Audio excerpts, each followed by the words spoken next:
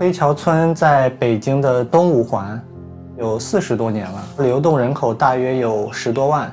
在它的旁边还有一片很大的艺术区，艺术家差不多来来回回有2万多人。认识的这些人，我观察到的这些人，最年轻的那几年，最有冲劲儿的那几年，都是在黑桥里边度过的。从13年底我住进来开始，到最后他要拆迁，被迫搬走6年多的时间，我就一直拍。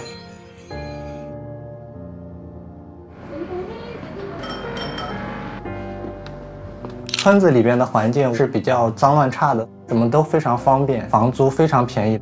上下铺30、40块钱一个月，单间的一般都是400到600。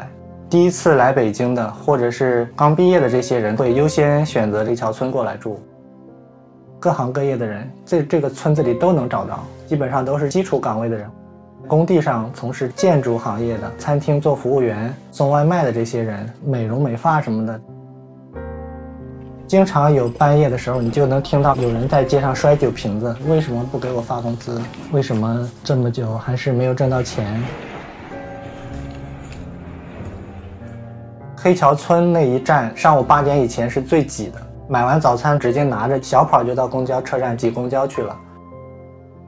下班的时候，大家又非常拥挤的坐着这路公交车再回到村子里，一到村口浩浩荡荡的就往桥洞的那个方向走。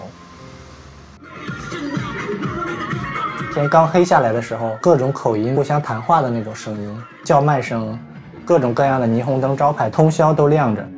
这个村子里特别魔幻，有一个修车的大爷，摊位前摆上4个大音响，放很大声的音乐。它是一个收废品的，后面会跟着很多条狗。它就像我在北京的一个老家一样，它可以接纳我，我就会经常把我自拍的一些照片发出来嘛。一个晚上，在我朋友圈的那个人转了60块钱给我，你都过得这么惨了，为什么还要留在北京？我可以在这里干我自己想做的事情，并且有人理解你、支持你。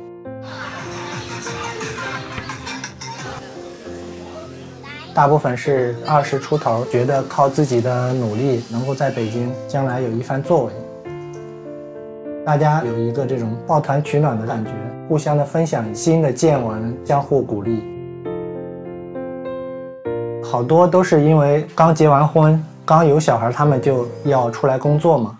星期天的时候，就经常你会看到大人拉着小孩的手，就在村子里逛。他们打工的共同目标都是希望以后能给孩子一个更好一点的环境，不必再重复自己这样的生活。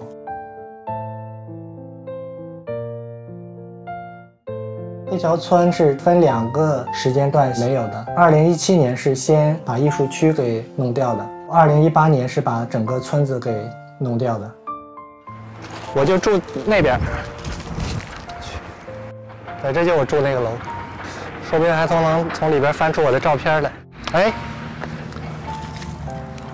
这个墙是我贴的那个墙纸，我靠！黑桥村的变迁跟我心路历程的变化，它是有相似性的。刚开始很有激情，很有梦想，到后来慢慢妥协，它是承载着梦想与现实的分子。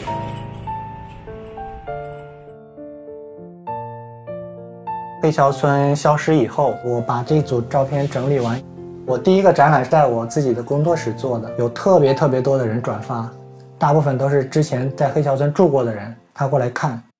19年的时候你入围摄影奖了，是一个非常大的安慰。原来大家还是很怀念那个地方的，它给了我们从来没有来过大城市的人一些机会，带给你一些不一样的可能性。适合刚起步北漂人居住的地方已经很少了，我们是特别希望多一些这样的地方存在的，让大家能够不必为了生活过早的去妥协，可以有更充裕的时间来完成自己想做的事情。